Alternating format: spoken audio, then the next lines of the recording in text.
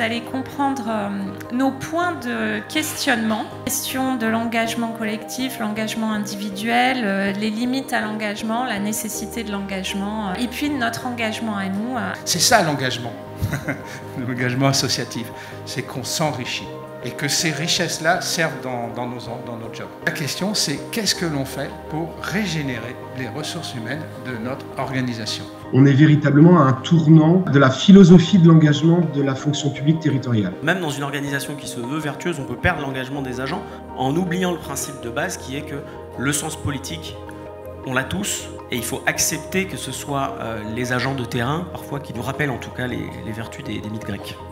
Et pour l'engagement, je pense qu'il y a un vrai sujet sur la formation et la participation des agents. Et aujourd'hui, avec les moyens modernes dont on dispose, on peut vraiment faciliter ces deux biais. Parlant donc de l'engagement, on s'est dit c'est très bien, il faudrait peut-être arriver à mesurer les différents moteurs de l'engagement. On s'est rendu compte en amont que beaucoup de candidats avaient des moteurs d'engagement qui étaient tout à fait différents. Le lieu de travail, le bien-être en entreprise, la reconnaissance, le support managérial.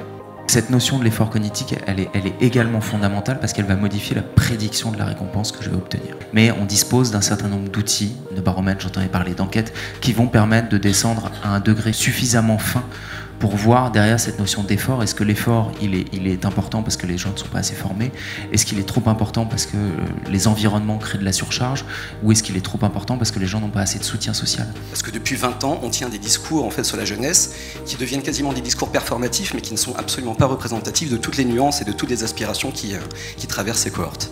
Parce que c'est surtout aujourd'hui le bien-être au travail qui est même majoritaire par rapport au sens.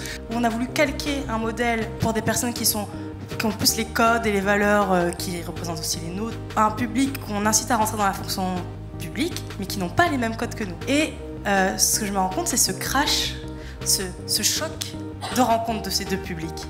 Si on n'est pas accompagné sur la façon de manager, de relationner avec ses collègues au travail, dans une organisation complexe, parfois un peu violente, parfois on ne sait pas trop où on va, ça va être compliqué de mener une carrière et de rester engagé. On est bon dans son boulot si on est bien dans ses baskets et dans son boulot. C'est valable pour vous et c'est valable pour tous les autres collaborateurs. On ne peut donner que ce qu'on a. Si vous arrivez épuisé, rincé, lessivé, vous n'êtes pas crédible quand vous parlez de QVT. On a un rôle modèle à déployer au sein de l'entreprise. C'est une co-responsabilité avec les DG.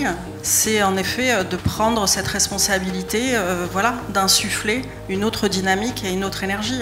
Et ce qui est très riche, c'est qu'on a beaucoup à apprendre, puisqu'en matière de gestion des talents, de développement des personnes, d'engagement, on a in fine les mêmes problématiques. Ça prouve en tout cas que les DRH et la fonction publique réfléchissent sur ces missions, réfléchissent sur le sens de ces missions, sur la manière de les mettre en œuvre. Ce qui est intéressant, c'est les thèmes qui varient, mais qui sont toujours des thèmes RH importants.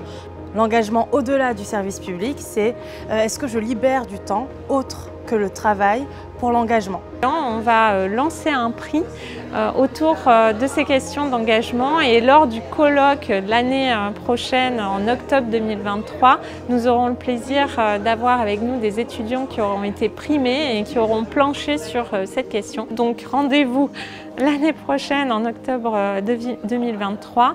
D'ici là, de nombreuses actions, de nombreux événements dont nous aurons l'occasion de parler.